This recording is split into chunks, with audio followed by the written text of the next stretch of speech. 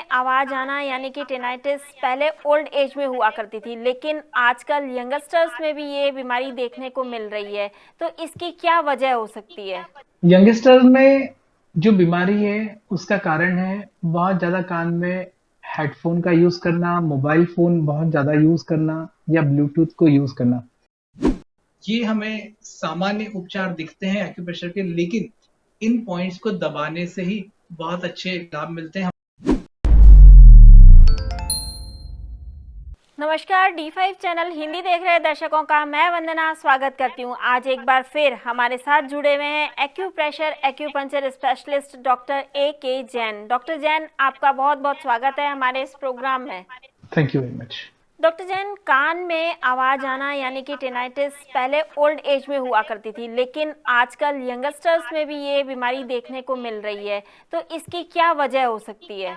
Youngster में जो बीमारी है उसका कारण है बहुत ज़्यादा कान में हेडफोन का यूज़ करना, मोबाइल फ़ोन बहुत ज़्यादा यूज़ करना या ब्लूटूथ को यूज़ करना। इसकी वजह से यंगस्टर्स में ये डिसऑर्डर्स बहुत ज़्यादा बढ़ने लगा है, क्योंकि पहले ये बीमारियां कान में कम सुनाई देना मतलब ओल्ड एज आपकी आ गई उसका एक साइन होता था। लेकिन अभी यंगस्टर्स को जो कान में कम सुनाई देता है, कान में आवाज आती है, टिनाइटिस की प्रॉब्लम है, तो उसका मेन कारण हमारी टेक्नोलॉजी है। उन लोगों को हम सजेशंस देते हैं कि आपको अपने मोबाइल को बहुत ज़्यादा यूज़ नहीं करना है, कम यूज़ करें। मोबाइल को जब भी यूज़ करें तो हो सके तो स्पीकर मोड में यूज़ करें। लगातार हेडफ़ोन, ईयरफ़ोन या ब्लूटूथ का प्रयोग ना करें। इसको करने से इसके रेडिएशंस होते हैं और उसकी वजह से ये कान की बीमारी होने लगी है युवाओं में। क्या इसके अलावा और भी कोई कारण होते हैं? मोस्ट ऑफ ऑल यही कारण होते हैं। दूसरा कारण हो सकता है कि हमारे ईयर ड्रम में कहीं कोई प्रॉब्लम आई है, कहीं कोई इंजरी हो गई है, कोई कुछ नुकसान हुआ है, उसकी वजह से भी ये बीमारियां होती है और जिसके लिए हम ईएनटी डॉक्टर को कंसल्ट कर सकते हैं या फिर वो आपसे जब टेस्ट कराते हैं ऑडियोमेट्री तो उसके माध्यम से आप उस बीमारी को आकलन कर सकते हैं, समझ सकते हैं। एक्यूप्रेशर एक्यूपंक्चर थेरेपी में क्या इसका कोई इलाज है? निश्चित एक्यूप्रेशर पद्धति में एक्यूपंक्चर के पॉइंट्स में, कलर्स में मैग्नेट्स लगाकर भी टेनाइटिस जैसी बीमारियों को ठीक किया जा सकता है, क्योंकि इस बीमारी का मेडिकल साइंस में बहुत सक्सेसफुल रिजल्ट नहीं है। लेकिन वैकल्पिक चिकित्सा में एक्यूप्रेशर एक्यूपंक्चर टेनाइटिस जैसी बीमारियों के उपचार करने का एक बहुत अच्छा माध्यम है, बहुत अच्छा साधन है। और साथ में अगर यौगिक ब्रीदिंग एक्सरसाइज की जाए, थोड़ा सा कुछ प्राणायाम को फोकस किया जाए, तो यहाँ देखने में आया है कि लोगों को ईयर संबंधित डिसऑर्डर्स में बहुत लाभ मिला है। वो कौन से पॉइंट्स हैं जिनको दबा करके आराम आ सकता है? एक्यूप्रेशर एक्यूपंक्चर चिकित्सा, colour therapy, seeds therapy, magnets चिकित्सा के माध्यम से जिन लोगों को कान में समस्या है, विशेष रूप से जो कि टिनाइटिस और टिनाइटिस का, इस थेरेपी के माध्यम से हम बहुत अच्छा उपचार कर सकते हैं। तो मैं अपने दर्शकों से कुछ स्पेसिफिक एरियाज के पॉइंट को, लोकेशन को लोकेट कर रहा हूँ। उन्हें आपको ध्यान से देखना है कि हम अपने कान के चारों तरफ, हमें अपने कान के चारों तरफ जो सराउंडिंग है उसमें इस तरह से हम कान के चारों तरफ वाला जो पूरा ईयर का लोब है, ईयर का जो एरिया है, जिस भी एरिया में आपको प्रॉब्लम है, लेफ्ट ईयर में है तो लेफ्ट ईयर में आप ट्रीट करेंगे, राइट ईयर में है तो राइट ईयर को आप ट्रीट करने वाले हैं चारों तरफ।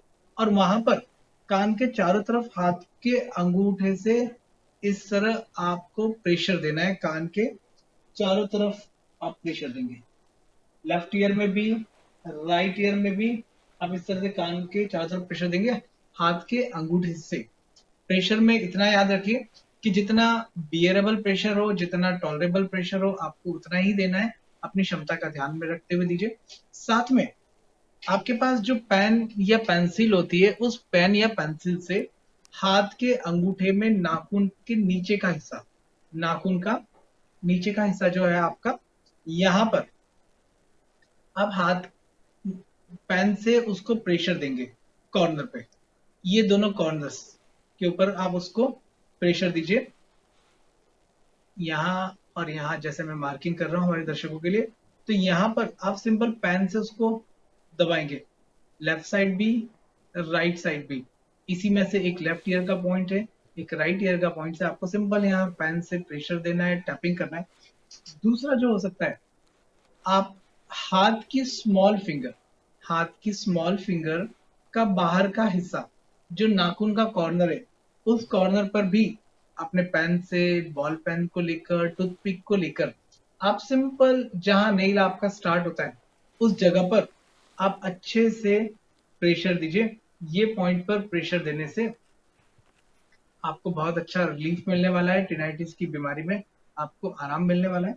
जिन लोगों को टिनाइटिस की बीमारी है वो इन पॉइंट्स के प्रेशर के साथ में ही रंगों के माध्यम से भी उपचार कर सकते हैं। उन्हें हाथ के अंगूठे पे जहां आपका नाखून स्टार्ट होता है उस जगह पर इस तरह से 2 ब्लैक कलर के डॉट लगा के रखना है रेगुलरली, और सुबह लगाइए, शाम को छोड़ दीजिए, अपने आप हैंड वॉश होगा तो अपने आप निकल जाएंगे।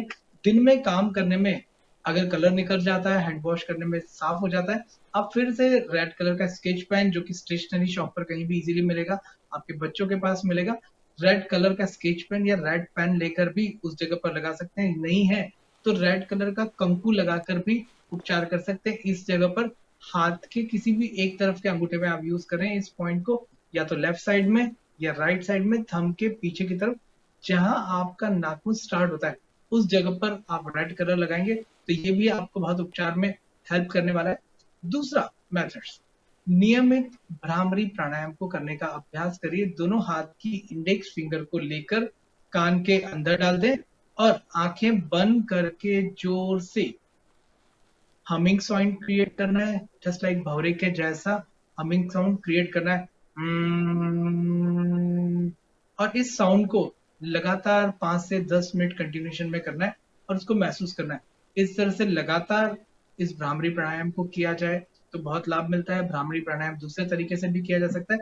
हाथ के अंगूठे से ईयर फ्लैप को क्लोज कर लीजिए, राइट वाले, लेफ्ट वाले अपनी इंडेक्स फिंगर को आईब्रोज पे रखिए, उसके नीचे अपनी सेकंड फिंगर को रखिए, आईज को क्लोज करिए, थर्ड फिंगर नोज के ऊपर, फोर फिंगर से आपकी नोस्ट्रिल को क्लोज कर लीजिए और इस तरह भी आप भ्रामरी प्राणायाम कर सकते हैं। यहाँ पर भी आपको हमिंग साउंड को क्रिएट करना है और लगातार नियमित भ्रामरी प्राणायाम का अभ्यास किया जाए। एक्यूप्रेशर के इन पॉइंट्स को ईयर के एरिया के चारों तरफ प्रेशर दिया जाए, कुछ पॉइंट्स पर कलर लगाया जाए, उससे भी बहुत आराम मिल सकता है।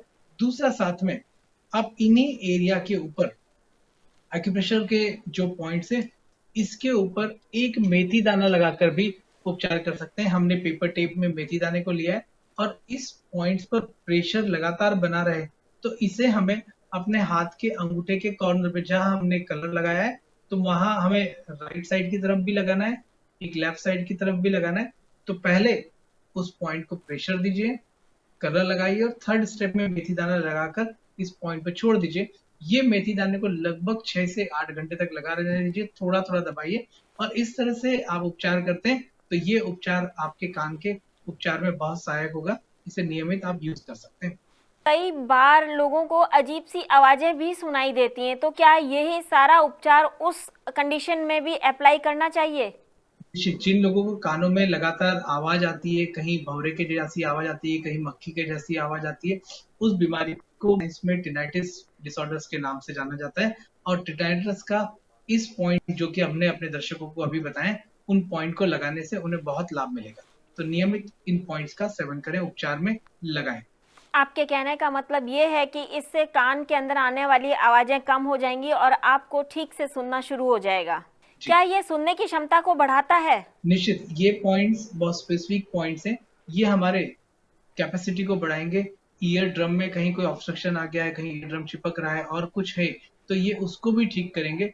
ये हमें सामान्य उपचार दिखते हैं एक्यूप्रेशर के, लेकिन इन पॉइंट्स को दबाने से ही बहुत अच्छे लाभ मिलते हैं। हमने पुराने जमाने में देखा होगा कि लोग कान में जनेऊ बांधते थे, तो जनेऊ जो बांधते थे कान के इसी पूरे एरियाज के ऊपर प्रेशर देने के लिए बांधते थे, लेकिन अभी जनेऊ नहीं पहनते हैं तो कोई बात नहीं, कान के चारों तरफ प्रेशर दे दीजिए। तो हमारी जो भी पुरानी मेथड्स होती थी दे आर साइंटिफिक मेथड्स और उनके लगातार करने के माध्यम से कानों की बीमारी नहीं होती थी, लेकिन हम अपनी पुरानी ट्रेडिशनल मेथड को छोड़ चुके हैं और इसीलिए बहुत सारे शरीर में विकार पैदा हो जाते हैं, बीमारियां हो जाती है।